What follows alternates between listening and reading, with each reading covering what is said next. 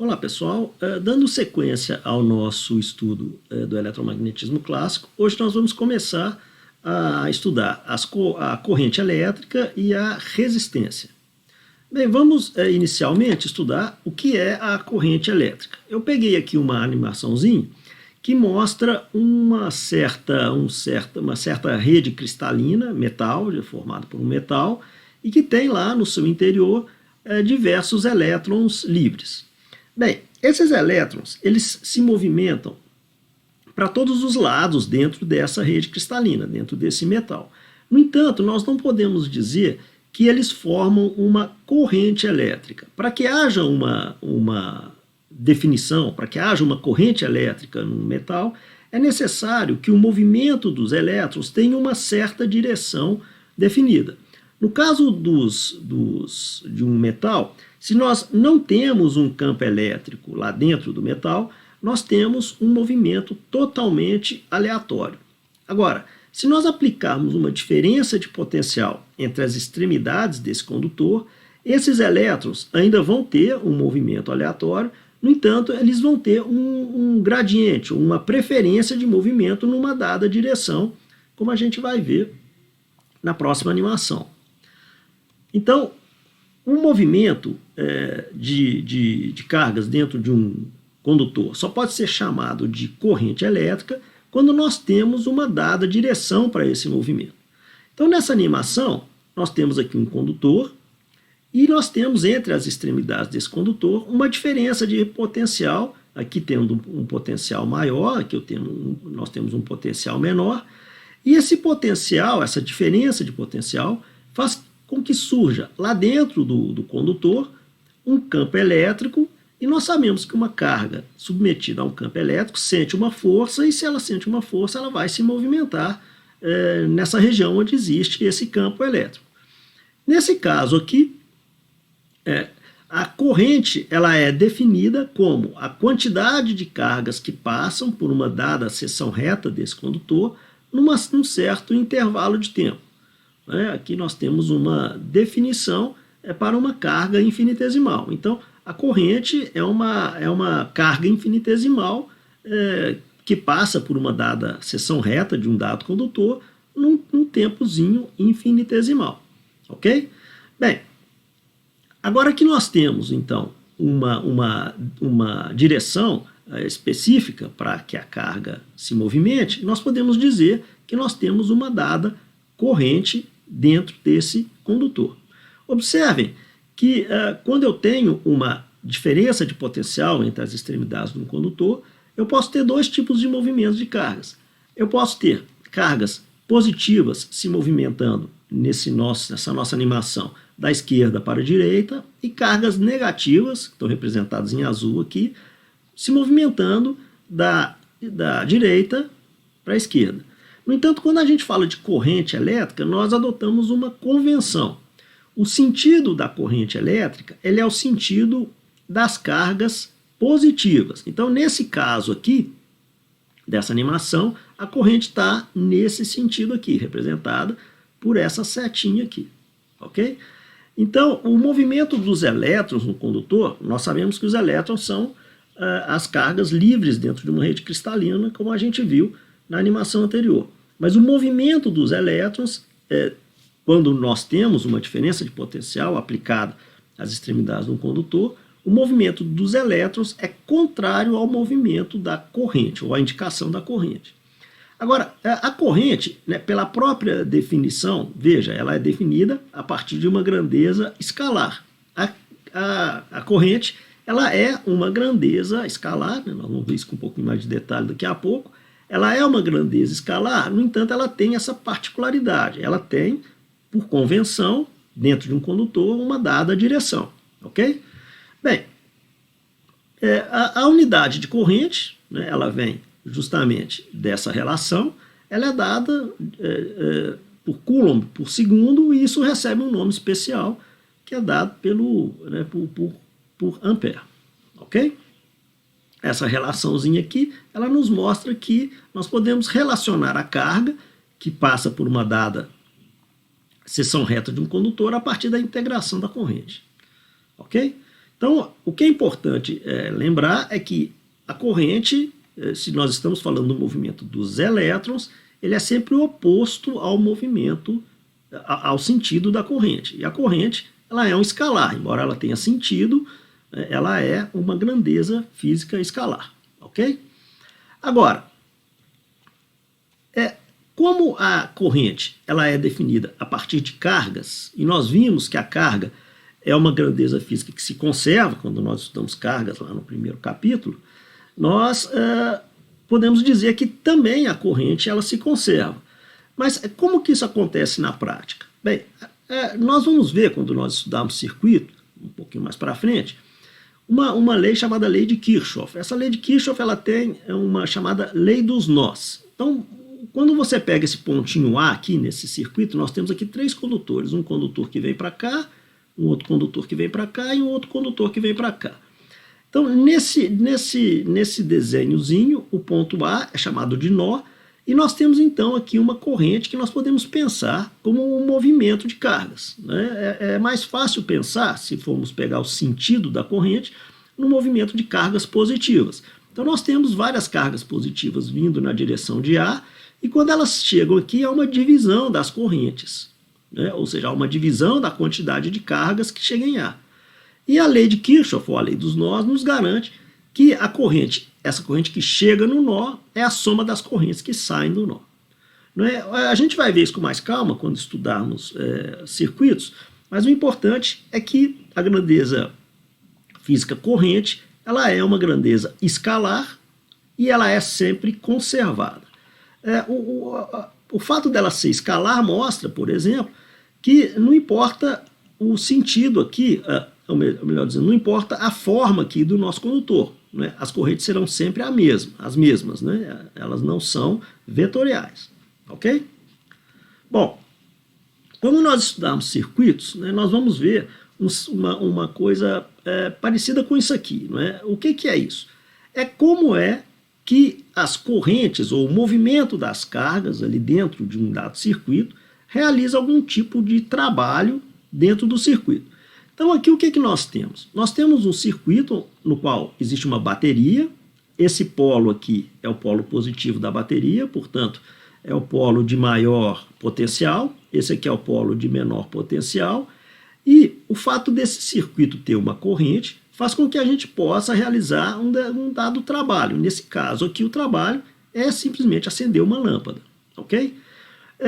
Vendo simplesmente essa corrente fluir nesse circuito aqui, não parece óbvio como que a bateria está fornecendo uma certa quantidade de energia para esse dispositivo aqui, ou para acender essa lâmpada. Porque parece que as cargas negativas elas estão indo do menor potencial, do maior potencial para o menor potencial, e fluindo para a lâmpada. Mas é importante observar que o sentido da corrente é dado pela setinha vermelha aqui. Não é? Ou seja, nós temos cargas positivas vindo nessa direção, com mais energia, com uma região de maior potencial. Elas chegam aqui na lâmpada e vão fornecer uma certa quantidade de energia para a lâmpada, e ao perder essa energia, no caso para a lâmpada, que ela vai transformar essa energia em energia luminosa, elas passam a ter uma certa quantidade de energia um pouco menor e, fluindo novamente para a bateria, voltam a ganhar energia e aí continua novamente o ciclo. Ok? Então isso aqui é só para exemplificar uma animação muito simples, né, do que é que uma corrente faz dentro de um circuito. Na próxima aula, nas próximas aulas, a gente vai estudar com bastante detalhe circuitos, mas essa ideia do que é o movimento da carga e como que ela passa de um potencial maior para um potencial menor, ela está bem exemplificado aqui nessa nossa pequena animação. Ok? Bem, a corrente, né, ela é medida por um aparelho, né, que é chamado multímetro. Ele tem uma função que é chamado amperímetro, e ele mede, o amperímetro nos permite medir essa grandeza, que é uma grandeza macroscópica. Ok? Bom, Quando nós falamos de grandezas físicas, quase sempre a gente tem uma grandeza macroscópica associada a uma grandeza microscópica. No caso específico da corrente, nós temos uma grandeza microscópica associada a ela, que é uma grandeza vetorial que nós chamamos de densidade de corrente. O que é isso? Veja, a grandeza física corrente, ela é uma grandeza física escalar, mas que ela tem uma direção, né? A gente sabe que ela tem uma certa direção. Mas como representar isso vetorialmente? Nós representamos essa direção, digamos assim, de uma corrente, vetorialmente, através de uma nova grandeza física chamada densidade de corrente. E essa densidade de corrente, ela é definida a partir dessa expressão aqui. Então, o I, que é a corrente, ela vem de uma integração sobre uma certa área de um produto escalar de JdA. É muito semelhante ao que a gente viu aí para trás, quando nós estudamos, por exemplo, a lei de Gauss. Embora ali na lei de Gauss a gente estivesse tratando de uma superfície fechada. Aqui essa é uma superfície qualquer. Agora, essa grandeza física, chamada densidade corrente, é uma grandeza que nós chamamos de uma grandeza microscópica, ou seja, ela acontece lá dentro do nosso condutor e ela depende aqui da estrutura do nosso condutor. Então, por exemplo, quando você tem um condutor que tem uma forma que varia ao longo dele, como é o caso aqui, ó, você tem aqui uma seção reta que é diferente dessa seção reta, que é diferente dessa seção reta. Mas a corrente ao longo de todo esse condutor é a mesma. No entanto, a densidade de corrente ela é diferente. E ela pode ser exemplificada aqui, né? Você vê, né, através dessas linhas, que essas linhas elas estão mais juntas aqui do que aqui, né, nessa região. Portanto, aqui a nossa densidade de corrente é maior do que aqui, né, nessa região. E, no entanto, a corrente ela é a mesma nesse condutor aqui. Ok? Bom, a densidade de corrente, quando ela é constante ao longo de um condutor, ela assume uma forma particularmente simples e a relação entre a densidade de corrente e a corrente é uma relação linear com a área da seção reta do nosso condutor. E, por fim, a unidade de densidade de corrente é o ampere por metro quadrado. Ok? Bom, a densidade de corrente ela vai nos permitir fazer o cálculo da velocidade da chamada velocidade de deriva. Ou seja, quando nós vimos um metal, né, sem nenhum campo aplicado nele, os elétrons tinham uma velocidade, tinham um movimento totalmente aleatório. E esse movimento ele acontece a uma velocidade extremamente alta. Né? A velocidade, chamada velocidade térmica, ou velocidade de deriva, ela é, aliás, velocidade térmica, não velocidade deriva, a velocidade térmica, ela é da ordem de 10 a 6 metros por segundo. Né? Para vocês terem uma ideia, ela é cerca de 1/3 da velocidade da luz. Né? A velocidade da luz é por volta de 3 vezes 10 a 6 metros por segundo. Então é uma velocidade muito, muito grande. Agora nós vimos que quando a gente aplica um campo elétrico, né, no interior desse condutor, ou um potencial nas extremidades desse condutor, nós temos então uma velocidade, né, essas cargas vão se movimentar. No entanto, essa velocidade deriva ela é extremamente pequena. Notem a diferença entre 10 a 6 e 10 a menos 7. Então a velocidade real na qual as cargas se propagam no qual as cargas se movimentam no dado condutor, ela é, na verdade, muito, muito pequena. Né? Novamente, eu chamo a atenção para vocês que a velocidade de deriva, né, o fato de você aplicar uma diferença de potencial entre as extremidades do condutor, não faz com que os elétrons deixem de ter uma velocidade térmica. Eles ainda têm essa velocidade aleatória, mas vai haver um gradiente numa dada direção que vai, então, nos proporcionar essa velocidade de deriva. Então, eles ainda vão ficar aqui, né, naquele movimento muito doido, mas eles vão ter uma direção preferencial, né, que vai nos permitir calcular a velocidade de deriva. Ok? Bom, para calcular a velocidade de deriva é uma coisa muito simples. Né? A gente pega simplesmente um pedacinho de um dado condutor com um certo comprimento L aqui e no qual existe uma dada corrente aqui dentro. Ok? Bem, esses condutores, né, essas cargas que estão lá dentro do condutor, elas, a princípio, elas vão se movimentar com uma dada velocidade, que nós estamos chamando de velocidade deriva, porque, estando submetida a uma diferença de potencial, lá dentro vai haver um campo elétrico e, portanto, nós vamos ter uma densidade de corrente também apontado nessa direção. Se eu tomo um segmento aqui desse condutor, a quantidade de cargas que eu tenho lá dentro é dada por essa expressão aqui, né? N é um número típico do condutor, né? Uma densidade de cargas daquele condutor, multiplicado pelo volume, ou seja, é a área da seção reta multiplicada por esse comprimento, e tudo multiplicado pela carga elementar do elétron. Ok? Agora, esse transportador de carga típico, ele vai demorar um certo tempo t para percorrer uma distância L se ele tiver essa velocidade de deriva. Ok? Agora, nós podemos relacionar essa carga com a corrente através dessa relação que é a própria definição de corrente. Então, juntando essas duas expressões, eu tenho que a corrente nesse nosso condutor ela é dada por essa densidade de cargas, pela área da seção reta do condutor, a carga do elétron e a velocidade de deriva. Okay? Então, a velocidade de deriva ela pode ser dada por essa expressão aqui, na qual a gente aparece com o nosso vetorzinho densidade de corrente aqui. E, por serem grandezas microscópicas, tanto a densidade de corrente quanto essa velocidade de deriva, nós podemos relacioná-las vetorialmente dessa forma. Lembrando novamente que a velocidade de deriva ela é sempre uma velocidade muito, muito pequena. Ok?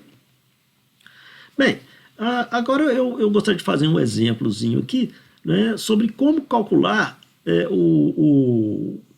a corrente em um condutor que tem uma densidade de corrente, que tem uma densidade de corrente que é dada por uma expressão como essa de cá. Então vamos ler aqui esse exemplo. Então nós temos assim, a densidade de corrente de um fio cilíndrico de raio 2 milímetros varia com a distância radial R, ok? De acordo com essa equação. Então o J ele já não é mais constante, né? Ele varia com a distância radial, sendo zero então na origem, no centro do fio, e máximo quando R é igual ao raio do fio, ok?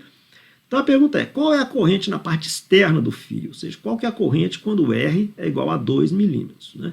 Então considere R metros e J paralelo ao eixo do cilindro. Então o vetor J ele é paralelo ao eixo desse cilindro aqui, ok? Bom, isso aqui, esse problema é uma aplicação direta da fórmula. Né? Então a fórmula que junta a corrente, a densidade corrente é dada por essa relação. Né? Nós então vamos ter que integrar de 0 até R, sendo R o raio do nosso cilindro aqui. E o dA é um elementozinho de área, né? Que está representado em vermelho por essa figurinha aqui, né? Que seria 2πr dr, que é a espessura desse elemento. Então, resolvendo essa integral, nós temos que a corrente é dada por 7,54 amperes. Bom, notem que aqui, pessoal, tem uma particularidade que não foi considerada aqui, né? Quando você tem cargas livres no metal, pela repulsão eletrostática, elas tendem sempre a se posicionar na parte externa do condutor. No entanto, quando você tem uma densidade de corrente dada por isso aqui, você percebe que você tem cargas lá dentro do condutor. Né? Como é que isso pode ser possível? Bom, isso pode acontecer quando você tem variações muito rápidas do campo elétrico aqui dentro. Então, quando você tem variações muito rápidas do campo elétrico dentro do condutor, não há tempo para que as cargas, devido à repulsão eletrostática, né, se localizem na parte externa do condutor. Né? Então, elas podem também, num condutor, elas podem se localizar numa certa profundidade no condutor, que é, no fundo, o que essa nossa densidade de corrente está nos dizendo. Ok? Bom, pessoal, acho que por hoje está bom sobre corrente elétrica, então na próxima aula a gente vai ver um pouquinho sobre resistência elétrica, ok? Então tá bom, até mais.